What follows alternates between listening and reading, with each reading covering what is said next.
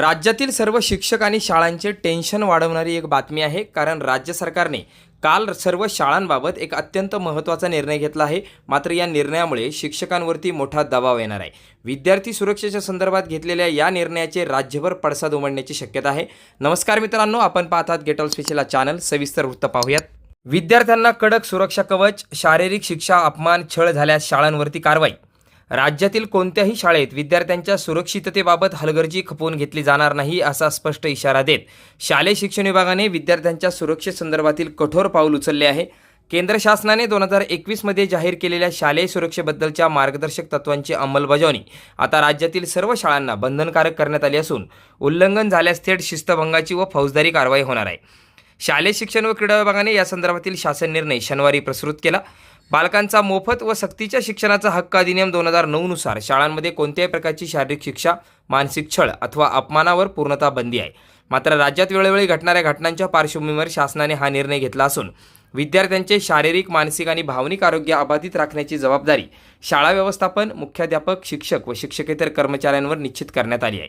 शासन निर्णयानुसार विद्यार्थ्यांना मारहाण करणे, कान किंवा केस ओढणे, उठाबशा काढायला लावणे, उन्हात किंवा पावसात उभे ठेवणे, अपमानास्पद शब्द वापरणे, भेदभाव करणे, अन्न किंवा पाणी नाकारणे यांसारख्या कृती पूर्णतः निश्चित ठरवण्यात आल्या आहेत. तसेच विद्यार्थ्यांशी सन्मानपूर्वक आणि सौम्य भाषेत संवाद साधणे, वेळापत्रकाचे काटेकोर पालन करणे, सुरक्षित पायाभूत सुविधा, स्वच्छ पाणी, पोषण आहार आणि तातडीची वैद्यकीय मदत उपलब्ध करून देणे बंधनकारक करण्यात आले आहे. तर माध्यमांतून बातमी आली तरी चौकशी. एखादी घटना वृत्तपत्रे, दूरदर्शन किंवा समाज माध्यमातून समोर आल्यास शिक्षणाधिकारी स्वतःहून चौकशी सुरू करतील, अशी तरतूदही करण्यात आली आहे.